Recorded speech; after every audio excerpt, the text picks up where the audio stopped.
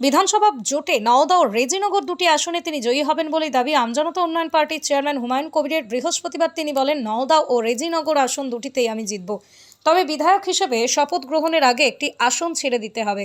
সেক্ষেত্রে রেজিনগর ও নওদা বিধানসভা এলাকার মানুষ আমাকে চাইছেন, কিন্তু রেজিনগর আসনটি আমি ছেড়ে দেব বলে সিদ্ধান্ত নিয়েছি। ছেড়ে যাওয়ার 6 মাসের মধ্যে উপনির্বাচন হবে, ওই উপনির্বাচনেও আমার দল জিতবে। আর লোকসভা নির্বাচন পর্যন্ত নওদা আসনে আমি বিধায়ক থাকব, কারণ আগামী লোকসভা ভোটে আমি বহরমপুর আসন থেকে প্রার্থী হয়ে লড়ব। সাংসদ হয়ে যাওয়ার পরে নওদা আসনটিও ছেড়ে দিতে হবে। এবারেও দুটো বিধানসভা ইনশাল্লাহ জিতছি। আমাকে একটা বিধানসভা শপথ নেওয়ার আগেই রিজাইন করতে হবে, দুটো বিধানসভায় থাকা যায় না। তো আমাকে রেজিনগরের মানুষ বলছে এটা থাকতে হবে। আমাদের নওদার মানুষ যে আবেগ নিয়ে আমাকে ভোটে দাঁড় করিয়েছে, ভোট করেছে, নওদার মানুষের ডিমান্ড না করলেও আমি নওদাটাতেই থাকবো, রেজিনগরটা ছাড়বো।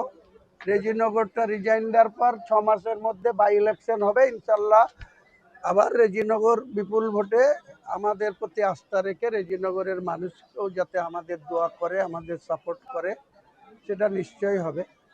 আর নওদাটা আমি লোকসভা ভোট পর্যন্ত আছি, লোকসভাতে বহরমপুরে দাঁড়াবো ইনশাল্লাহ, ওখানে জিতবো, এমপি হব। তখন নওদাতেও আমাদের যোগ্য ক্যান্ডিডেটকে নওদাতেও 2029 সালে বিধানসভা আমাদেরই পার্টির আমজনতা উন্নয়ন পার্টির প্রতীকেই জিতিয়ে আনবো, সেটা দায়িত্ব।